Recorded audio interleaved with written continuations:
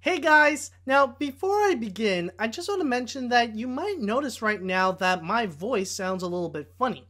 Well, to give you guys a little bit of context, as I'm recording this, I am at the tail end of fully recovering from a strep throat, and it really had been killing me, but thankfully the recovery process has been going very well. I have been taking my medication, and even though, like, as I'm recording right now, it's still a little bit there, it will be gone anytime soon. Don't worry about it. But I guess it will be beneficial for this because, well, it is the Muppet Vlog, and I do sound a little bit like Kermit, so, hey, guess it works out.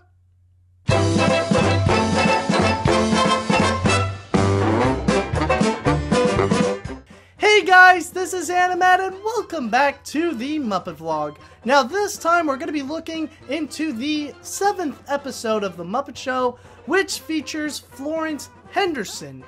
Now, Florence Henderson has done a lot of projects on stage, on film, but mostly on television with several variety shows and several cooking shows, but you guys might probably know her best as the mother, Carol Brady, in The Brady Bunch, and that is pretty much her star role. Now, going into this episode, I will say that it really is quite fascinating. Now, it doesn't have any story in particular in this episode. What's going on here, essentially, it's something to fully establish. Now, this has already been talked about before, but this is the first time that we fully go into the romance between Miss Piggy and Kermit the Frog.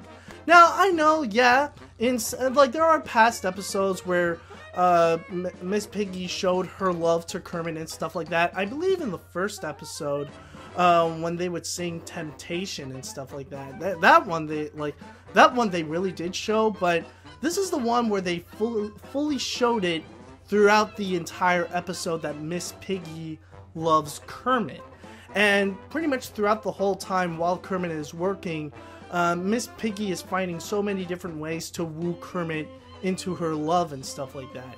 And overall, I would say that it just makes an entirely great episode. This is actually a lot of fun to watch. Even with Florence Henderson's part, her musical bits, like when she would sing Elusive Butterfly, it really is a sweet and very calming number. It's really nice. Even though, like, I do find it a bit weird that she travels like a ghost and she would, like, pretty much disappear on one place and then suddenly reappear in another, it still is a really nice number. And she can also be pretty funny and stuff, like in the Pressing Questions. And this is actually another thing that would actually connect with Miss Piggy's part, because they would talk about, is Shakespeare bacon? And, like, okay, yeah, I know it sounds corny with the fact that like Miss Piggy would get offended because bacon and blah blah blah and all that stuff, but it actually turned out to be pretty good, actually, and there are some memorable moments in there. And they actually do bring in kind of a running gag, I suppose, is that like it's not really a running gag. The best way to describe it's that Miss Piggy would have backup, because when the episode started, they start out with the Bouncing Borlino Brothers, where it's pretty much 6 pigs doing acrobats, and, well, they kind of failed at their first attempt with when they're trying to make the pyramid, but no, it actually turns out pretty great. And like they would support Piggy and like trying to rally up to defend themselves against pigs. But there is one really weird thing as a Muppet fan that I need to say about, like, not just about the Borlino Brothers, but what's been going on with the past episodes so far is that we always see that one pig, like, it's not like a weird pig or like a really strange pig in particular. It's just this one pig they often use as an extra and stuff like that, but he does stand out a bit because he kind of has like these mutton chops and stuff like that, and he has these big bushy eyebrows. And as a Muppet fan, I just feel weird just sitting there watching this, and I'm just there like, that's Dr. Strange pork. that's hands down Doctor Strange Pork. I don't know what the fridge he's trying to do, like, you know, trying to do like these different things and playing as an extra. It's freaking Doctor Strange Pork. But then again, they do that with Miss Piggy as well, so I don't know. So I don't know. I just find it weird to see Doctor Strange Pork pre-Doctor Strange Pork, if you guys know what I mean. It's just like it's obviously a pig that stands out, but they don't treat it as a pig that stands out. It's only later they realized it. I don't know. Like, you guys would feel the same way if they also did the same with Link Hogthrob. But yeah, apparently the final act is actually very interesting, I will say. This is actually a lot of, it's a great sketch, it's a lot of fun, and I find it very fascinating. It's actually a throwback, like, not in terms of, like, they just restocked something from the past, but it's actually a throwback, or kind of a memory, where they brought back Kermit from what he would usually do on Sesame Street, and be like a reporter. And this is where like Kermit would go into the planet Coosbane, and like he was like just in time to see this mating ritual happen, and just see how love works in the planet Coosbane. It's pretty much it's a great sketch. It's pretty much what really defines the Muppets. And but yeah, it's so fascinating to see Kermit going back to his older ways, like what he did back in Sesame Street and stuff like that, instead of like seeing the usual Kermit that's always in charge of running a show. And oh yeah, okay, yeah, there are a few more that I kind of forgot about talking about. Okay, well, oh yeah, there is another Florence Henderson sketch that like they also did, and that's when they sang Happy Together, where it's just Florence just singing with all the other monsters, like with Happy Together.